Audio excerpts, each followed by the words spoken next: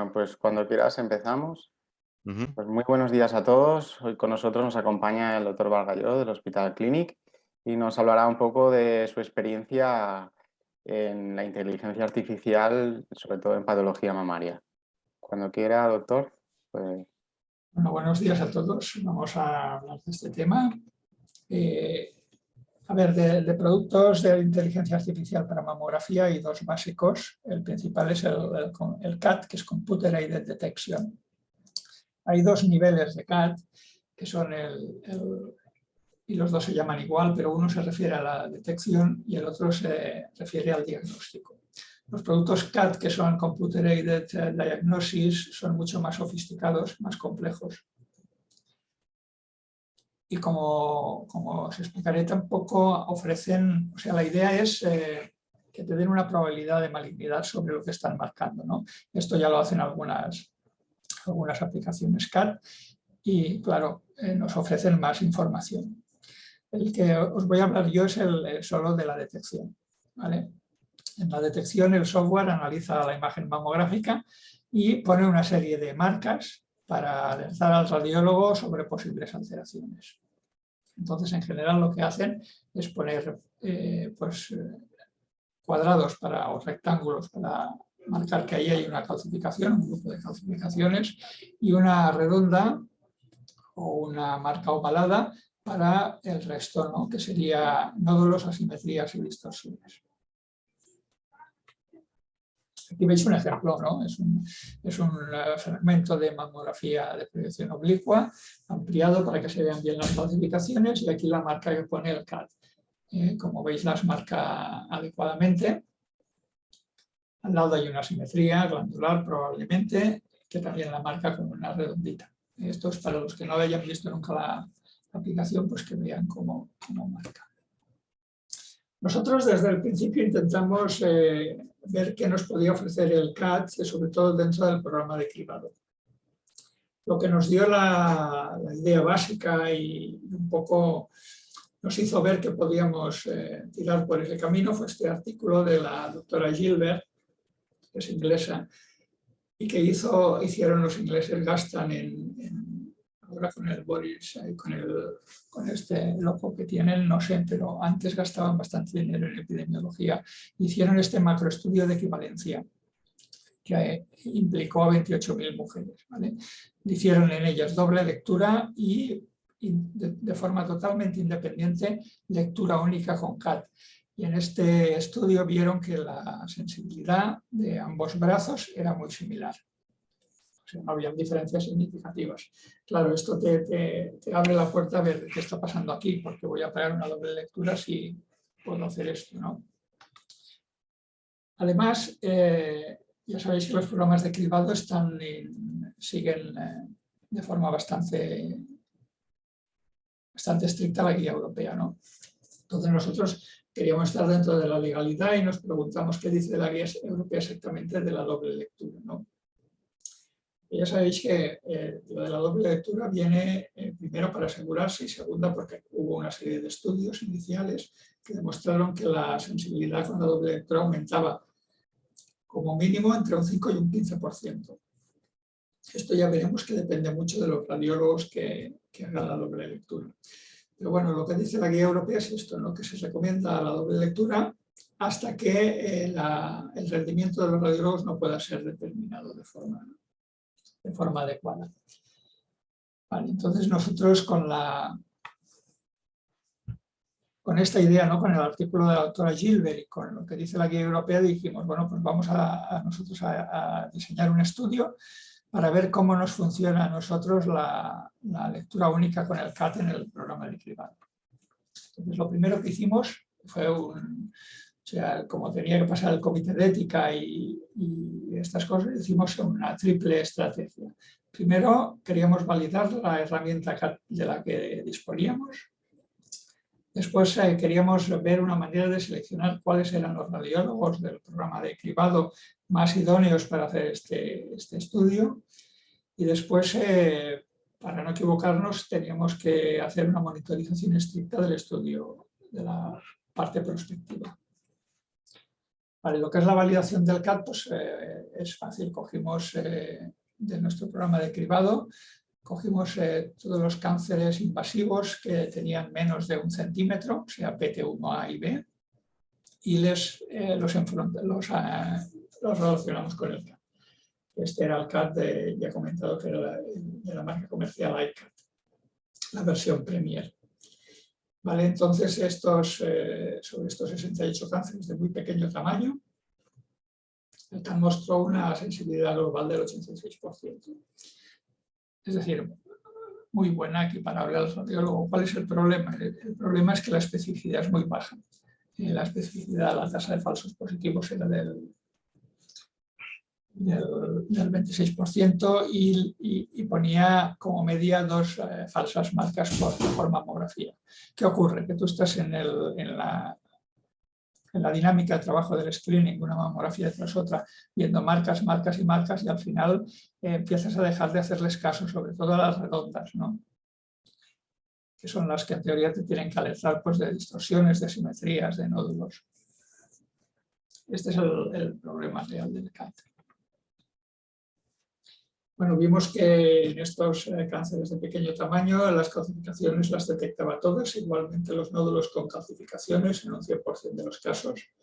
Para nódulos normales bajaba al 86,5% y para las distorsiones al 57%. Este es uno de los problemas que tiene el CAD, ¿no? Le cuesta detectar distorsiones. Analizamos aparte los 9 casos de falsos negativos que había tenido el CAD. Como veis aquí, 5 eran nodulitos, 3 de distorsiones y una asimetría. Fijaros que en lo que sí que estábamos de acuerdo es que todos eran de baja o media densidad. Es decir, el CAD, todo lo que es, digamos, de una densidad ligeramente elevada o directamente alta, lo detecta sin problemas, es donde pone las marcas con más alegría. Pero cuando el nódulo, o sea, esta neoplasia, que por ser pequeña todavía muchas veces no ha alcanzado la densidad habitual, pues les cuesta más de marcar. Aquí os voy a poner algunos ejemplos de este estudio concretamente. Bueno, este no es del estudio, este es más grande, la neoplasia. Donde, bueno, se ve una mamografía normal y corriente y como el CAD la marca. Para que los que no estéis familiarizados, pues veáis. Veis aquí se ve, bueno, en la oblicua se ve muy bien para nosotros. Aquí hay un nódulo polilobulado que, bueno, queda aquí un poco escondido. Hay cierto aumento de densidad, fijaos en lo que os decía. El CAD en la oblicua, que es donde nosotros lo vemos mejor, no lo marca, pero sí que lo marca aquí en el cráneo caudal. ¿Por qué? Porque aumenta un poco la densidad.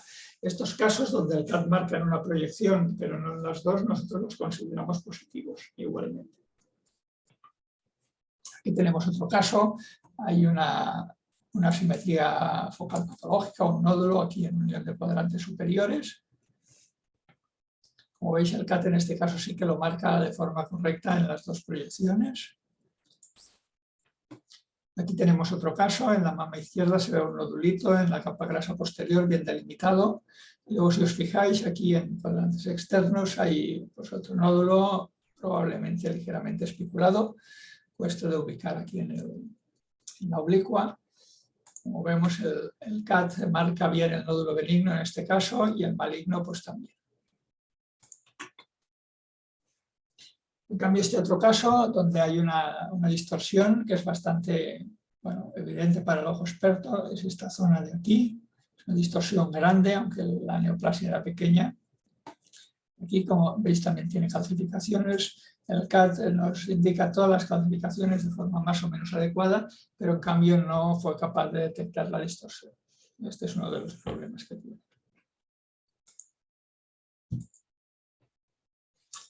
Vale, con lo cual ya teníamos aquí, dimos por buena la validación de la herramienta que teníamos. Funcionaba igual que lo que se había publicado en la literatura y sabíamos ya ahora sus fortalezas y sus debilidades. Entonces el siguiente paso fue decir, bueno, a ver, todos los radiólogos van a ser capaces de aprovechar el CAD, porque ya hemos visto que con el número de marcas falsas positivas que pone muy alto, si no eres experto te puede despistar. Entonces, bueno, ¿cómo podemos valorarlo? No es fácil valorar al radiólogo de mama porque tampoco está muy claro, no está muy claro cuál es el rendimiento que tiene que tener. Y esto también varía según el medio. No es lo mismo aquí que en Holanda, que en Estados Unidos. Este artículo del Sickles en Radiology intentaron responder a esta pregunta, ¿no? Y entonces ellos, que tienen unas bases de datos gigantescas, consiguieron llegar a esta conclusión, ¿no? Si cogían, porque cogieron como 200.000 mamografías, 2 millones de mamografías informadas por más de 100 radiólogos a lo largo de unos años. Entonces vieron que lo hicieron por percentiles, que es la forma quizás más simple, y fijaros que en el percentil 50 de radiólogos su sensibilidad estaba en el 84%, y la tasa de detección era el 3,7 por mil. Claro, a mí se me antoja que es una tasa de detección baja y me extraña también esa tasa de detección ligeramente baja con esa sensibilidad aplicada. Claro, la sensibilidad se calcula, para calcularla de forma adecuada, tienes que tener los cánceres de intervalo muy bien determinados y detectados y recogidos. Y eso no siempre es fácil, porque incluso en Estados Unidos, que tienen bases de datos centralizadas y recogen todos estos ítems, claro, si te cambias de estado, pues probablemente ese cáncer de intervalo se pueda perder. Es lo mismo que pasa un poco aquí, cuando el cáncer de intervalo se detecta en la privada, ¿no? Muchas veces pues, lo perdemos, con lo cual tener datos adecuados en lo que es sensibilidad real es difícil. Si vamos para arriba, en el percentil 90, ya vemos, por ejemplo, que la tasa de detección aumenta hasta un 7 por mil, en el 75 un 5 por mil. Vale, esto es por lo que respecta a Estados Unidos. Entonces dijimos, bueno, muy bien, nosotros estamos en España, tenemos que intentar buscar en nuestro medio cómo está funcionando el tema, ¿no? Y entonces, pues, miramos cuáles eran las tasas de detección de nuestro programa, tanto en Cataluña como en el resto de Estado, en los últimos datos que habían sido publicados, ¿no? Vimos que, por ejemplo, en Cataluña la tasa de detección media estaba en 3,91 por mil. Cataluña, ¿eh? En España en el 3,77 por mil. Y en Barcelona ciudad, los 4 grandes hospitales que están haciendo el screening en este momento, estaba en 4,4 por mil.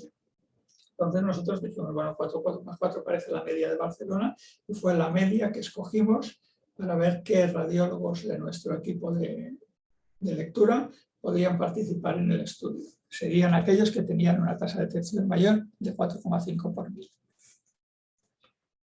Esto, fijaros, aquí teníamos 9 radiólogos en el equipo y solo 4 de ellos cumplieron estas características. Aquí tenemos el Cancer Detection Rate, 3,5, 2,8, 3,1, 3,9, 2,7. Como veis, hay 5 radiólogos de los que hacían la doble lectura que no pasaban este Intel, ¿no? En cambio, había otros 4 pues que sí que estaban por encima, ¿no? Estos 4 que estaban por encima, 3 de ellos eran los 3 del equipo de radiología de mama, que hacían mama normalmente, y el cuarto era una persona que, bueno, que había hecho mama mucho tiempo en una clínica privada, y también algo en un hospital público. Con lo cual ya veis que bueno, las bondades de la lectura son relativas, ¿no? Porque aquí nosotros lo que vimos es que, o sea, este aumento del 5 al 15% de neoplasias, en nuestro caso era del 15 al 20%, pero era siempre, o prácticamente siempre, a costa del lector menos experto. Es decir, hay un radiólogo que pilla al otro, por decirlo en un lenguaje práctico, ¿vale? Y casi siempre pilla al más experto al menos. Claro, para que exista esa bidireccionalidad y esa bondad real de la doble lectura, tendrían que ser radiólogos con un grado de experiencia parecido. ¿De acuerdo? Este es el problema, el gran problema de la doble lectura en nuestro hospital, en España y en todo el mundo. Pensar que en Inglaterra, de hecho, tienen tan pocos radiólogos de mama que utilizan radiógrafers, que son técnicos en radiología, que los forman especialmente para ello, pero utilizan radiógrafers como segunda lectura. ¿Qué quiero decir con esto y cómo demostrar el estudio que os presentaré?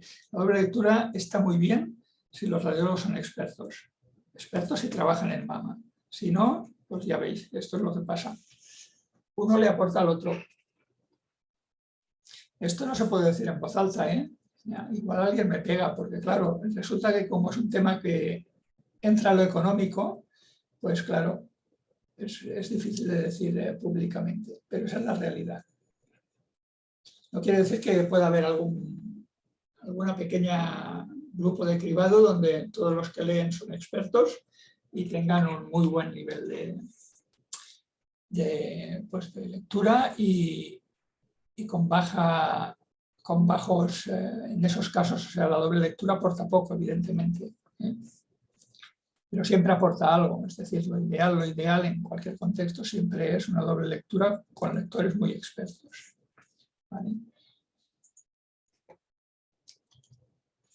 Vale, ya habíamos seleccionado el estudio, habíamos seleccionado los lectores, habíamos validado el CAT y teníamos que hacer, mientras durara la parte prospectiva del estudio, que fueron 2 años aproximadamente, una ronda, teníamos que hacer un control exhaustivo de cómo iba evolucionando el programa para que no nos pasara aquello de decir, hombre, estamos empeorando, pues entonces vamos a pararlo.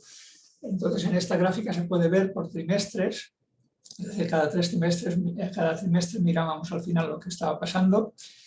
El punto negro es el histórico, la tasa de detección histórica en ese trimestre, y la raya negra es el intervalo de confianza de la detección que estábamos obteniendo en ese trimestre. Es decir, si la raya negra hubiera estado por encima totalmente del punto negro, quiere decir que el nuevo sistema era mucho mejor de forma estadísticamente significativa.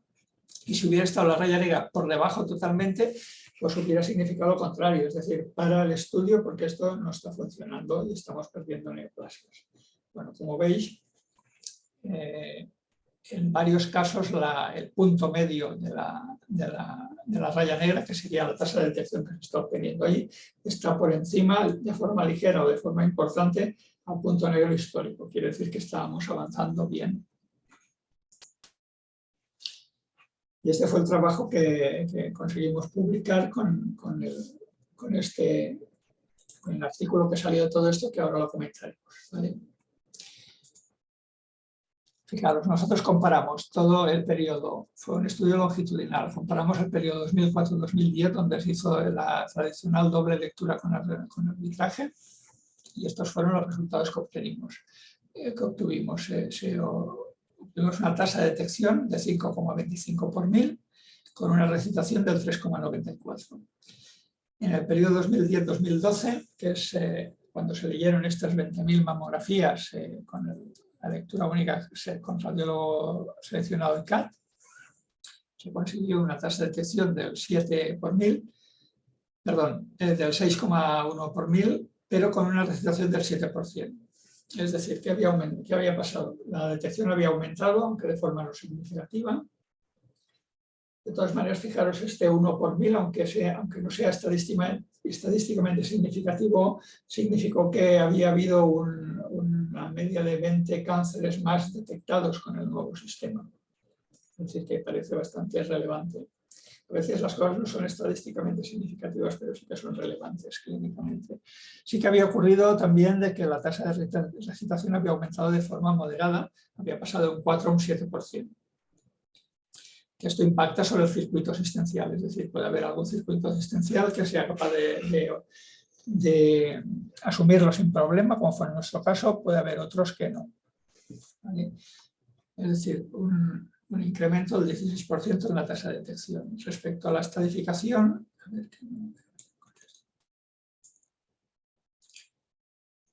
bueno, en la estadificación no hubieron cambios significativos, ¿vale? Tenemos los mismos porcentajes en los distintos estadios que se detectaron las neoplasias. Otra cosa que hicimos también durante los 2 años que duró el estudio prospectivo, se recogieron, en el caso de que el radiólogo recitara, el tipo de recitación que hacía. Es decir, la recitación tipo A era cuando el radiólogo encontraba un hallazgo, pero el CAT no lo marcaba. Ahí encontramos un 3% de cánceres, es decir, 11 de 379, que viene a ser más o menos la tasa de falsos negativos que tiene el CAT, que habíamos encontrado en el estudio de validación. La recitación tipo B, que era la más frecuente, es decir, el radiólogo veía algo, el CAT también lo marcaba. Y luego la recitación tipo C, que nos interesaba de forma particular, que era que el radiólogo no veía nada, pero cuando ponía el CAT veía algo y recitaba. Y en este grupo hubieron 25 pacientes. Ya veis que el radiólogo no se fía mucho del CAT, ¿eh? Aquí haré una puntualización, porque 25 es poco, ¿no? Y de estos 25 ninguno tuvo cáncer. También os he de decir que al principio, claro, esto fue al principio de usar el CAT, y la verdad, como no estábamos seguros, pues hacíamos una vista, o sea, una visión exhaustiva de la mamografía, ampliando por cuadrantes para ver bien todas las microcalcificaciones y tal. Probablemente si lo hiciéramos ahora, como ya nos fiamos mucho más del CAT, seguramente se nos pasaría alguna calcificación que el CAT sí que detectaría, ¿vale? O sea, eso hay que tenerlo mucho en cuenta, ¿eh? El grado hasta qué punto es exhaustivo el radiólogo mirando y buscando calcificaciones. Bueno, y estas son las conclusiones, ¿no? El aumento de la tasa de detección, bueno, es fundamentalmente por la utilización de lectores más expertos, por la supresión del arbitraje. El arbitraje es muy útil para contener la recitación, pero claro, en ese ejercicio de contención siempre se lleva por delante algún caso que podría ser una neoplasia. Y lo que os digo, aunque el aumento de la detección no es atribuible al CAT, porque la recitación C fue 0, hay que tener en cuenta 2 cosas. Uno, que el CAT pudo influir sutilmente sobre el criterio del lector. Y 2, lo que os decía de que pues, el lector en estos casos fue muy exhaustivo en la búsqueda de calcificaciones. ¿Vale? Entonces, una puntualización.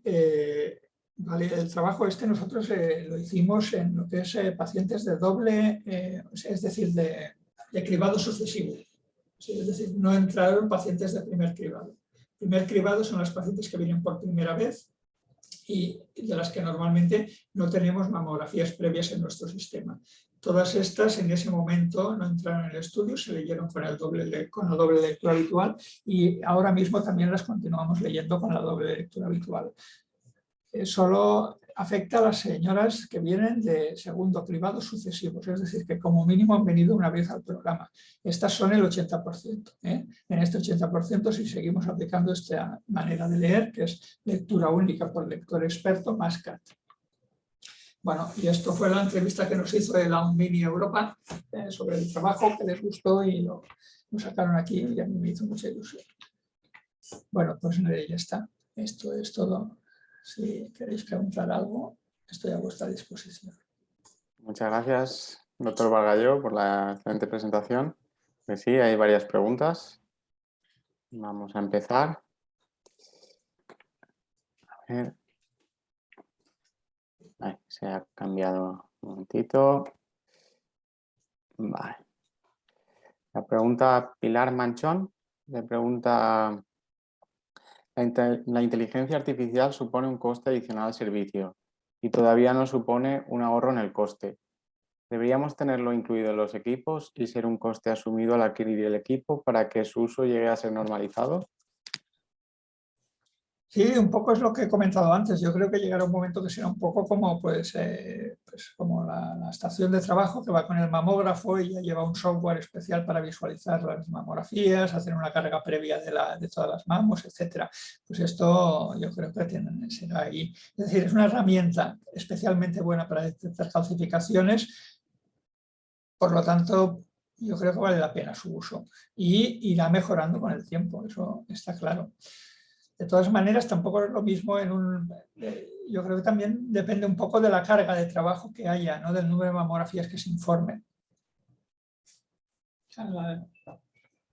La doctora Manchón tiene una privada grande, probablemente se hacen muchas mamografías, probablemente saldría cuenta. En una privada pequeña con pocas mamografías, pues a lo mejor no sale cuenta.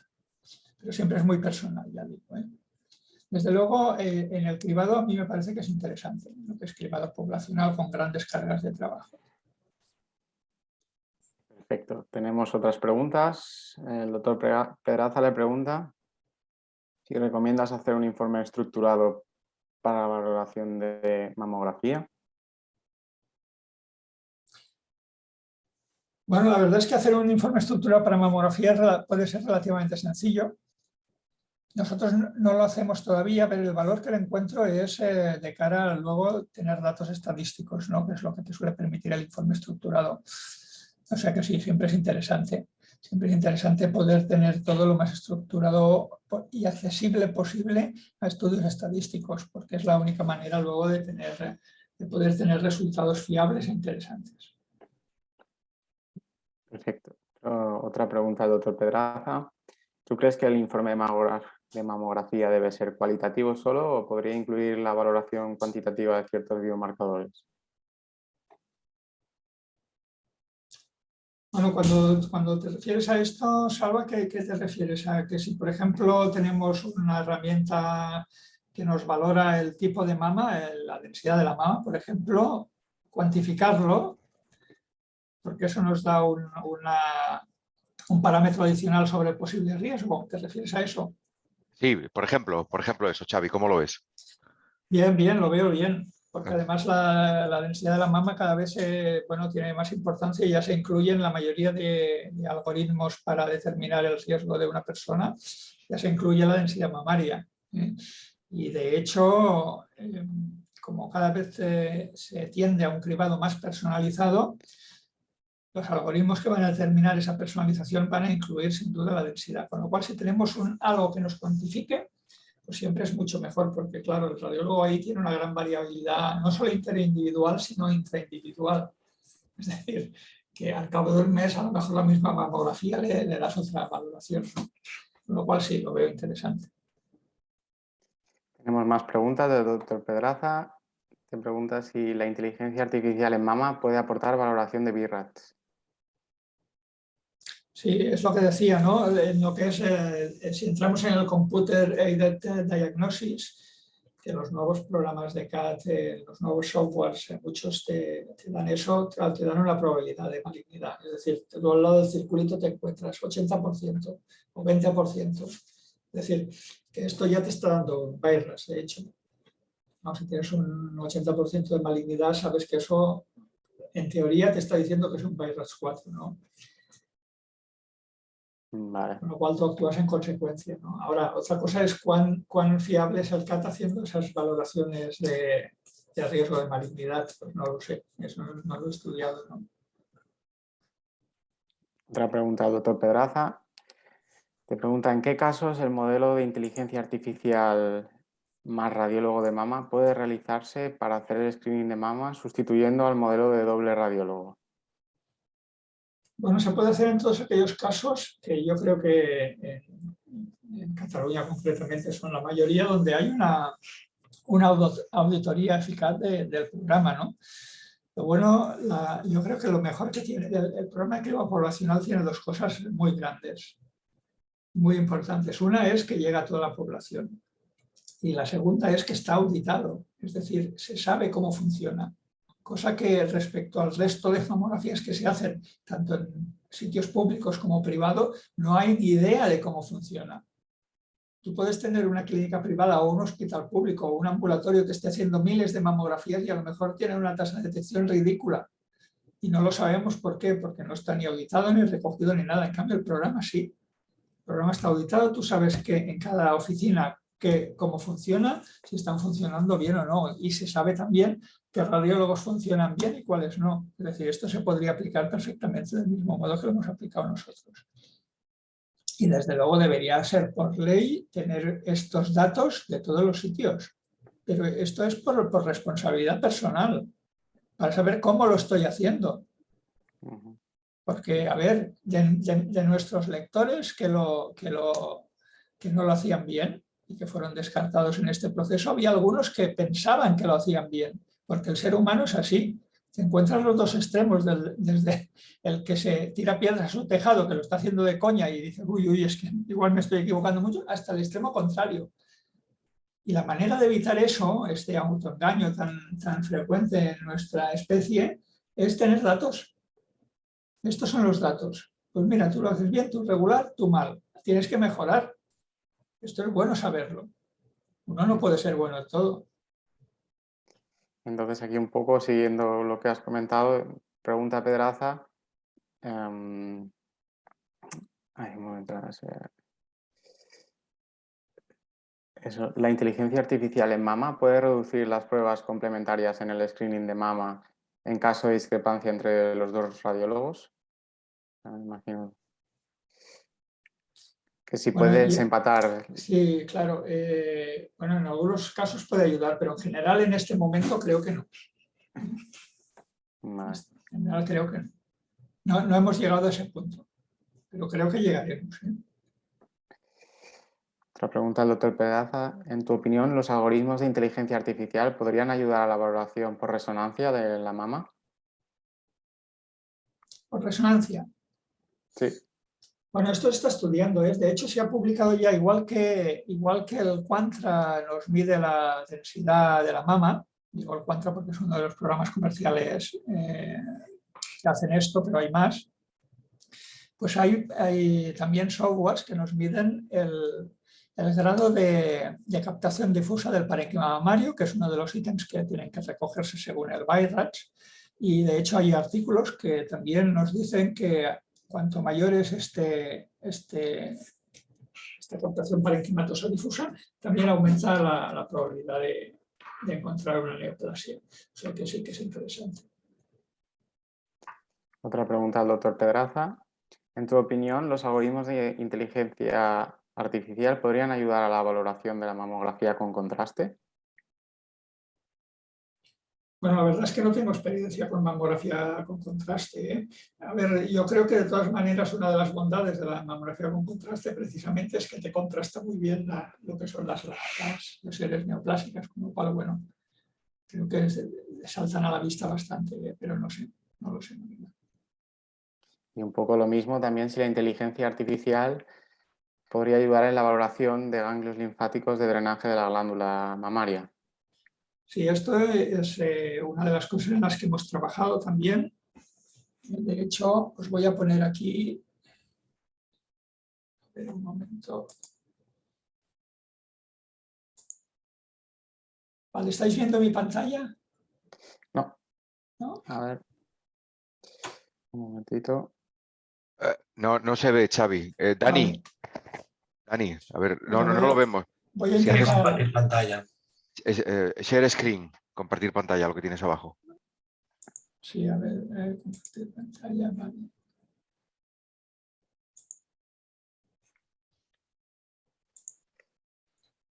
Sí, ahora parece que perfecto, Vale, sí que se ve. Vale, simplemente os quería, como digo, a lo mejor me preguntan, tenía una diapositiva preparada para esto. Vale, este es un trabajo que hicimos hace un par o 3 de años con una empresa, Transmural Biotech, que es una empresa de ingenieros que están trabajando mucho en inteligencia artificial. Y recogimos, aquí participó también otro hospital de Cataluña, el Hospital del General, y recogimos una serie de adenopatías axilares, tanto en pacientes neoplásicas de mama como en pacientes normales, y bueno, las sometimos al escrutinio del software, un software de deep learning que tenían ellos, ¿no? Y aquí en el estudio que se hizo, bueno, pues ellos demostraron de que con su software, que ya les digo está a nivel experimental todavía, queremos ahora seguir trabajando con ellos para ver si podemos conseguir una herramienta más eficaz con un mayor número de casos, porque este trabajo fue solo un poco como prueba de concepto, es decir, parece que funciona, vamos a recoger muchos más casos y ver qué tal. Bueno, pues aquí se ve que la curva roja obtenida por el programa es mayor que la curva que en principio ofrece la valoración BEDI de los ganglios, ¿vale? O sea que puede funcionar bien, ¿eh? Este es un tema que yo creo que será muy interesante. valoraciones de la inteligencia artificial en el propio ecógrafo, es decir, que tú le puedes dar un botón, igual que le das al elasto, y que te dé ahí una valoración de lo que dice la inteligencia artificial para tomar la decisión in situ. Eso lo veo con mucho futuro. Perfecto. Teníamos otra pregunta también, esta vez de la doctora Joana Ferrer. Te preguntas si hablamos de disminuir costes suprimiendo doble lectura y aumentamos recitaciones, ¿disminuimos realmente el coste? Ya, ¿Qué vale la lectura por CAT? Eso es muy buena pregunta, ¿eh? Claro, eso hay que ver. ¿Cuál es el coste real de la recitación?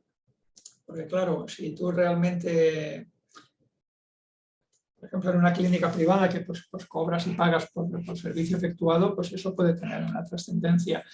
Claro, en los hospitales públicos, pues bueno, tú vas llenando la sala, ¿no? Y entonces pues igual se nota menos, pero efectivamente que si lo miras solo por coste, pues habría que verlo. También está el tema de que la lectura del cribado se paga muy mal, en general, o sea, y eso es importante, claro, si cuentas que dices, bueno, es que como la estoy pagando tan mal, pues igual sí que me sale más caro pagar las ecografías.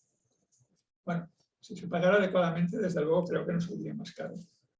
Eso cada sitio debe hacer su valoración. Hacer estudios de coste-beneficio en nuestro sistema público no es fácil. No es fácil porque, claro, hay muchos imponderables como cuánto cuesta tener aquí la sala de ecografías en marcha, pues que es difícil de saber, ¿no? Pero bueno, sí, es una pregunta muy pertinente y que efectivamente viene al caso. Perfecto, pues creo que ya no tenemos más preguntas. No sé si el doctor Pedraza quiere hacer una conclusión de la sesión. Sí, muchas gracias, Diego, por tu gran moderación y Xavi, estupenda tu sesión. Solo disculpar a Maite que por baja de una compañera del servicio y tener que realizar una biopsia no ha podido ponerse como le hubiera gustado. Se ha disculpado.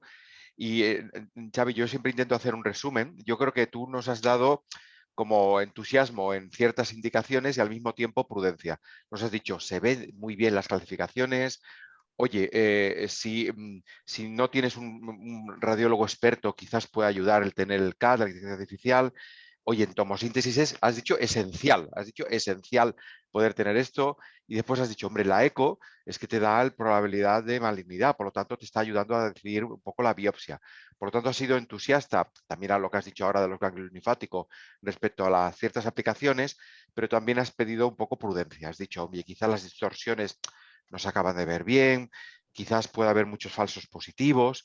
Entonces, al final nos has dicho, hombre, quizás en las segundas rondas de cribaje, en nuestra experiencia sí que tiene utilidad, pero abierto a que esto pueda un poco cambiar en función de la validación de los algoritmos que has ido comentando. No sé si te parece bien este resumen, Xavi. No, ¿O me quieres parece comentar algo? fantástico, Salva. Es un resumen perfecto y nada, te felicito también porque has aceptado las ideas esenciales.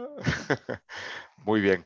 Bueno, yo creo que este es un tema muy de presente y de futuro, y yo creo que, Xavi, que necesitaremos seguir con tu ayuda y con otros compañeros de radiología de mama para entender un poco mejor cómo vamos a evolucionar, ¿eh? Y entonces yo creo que la audiencia seguro que está muy contenta y, oye, contamos de nuevo contigo para la siguiente Muy sesión. bien, pues muchas ¿Eh? gracias a vosotros. Bueno, gracias, Xavi, gracias, Diego, y nada, que tengáis todos un buen día. Nos vemos mañana jueves. Venga, Venga, que Adiós. vaya adeu. bien. Adiós, gracias.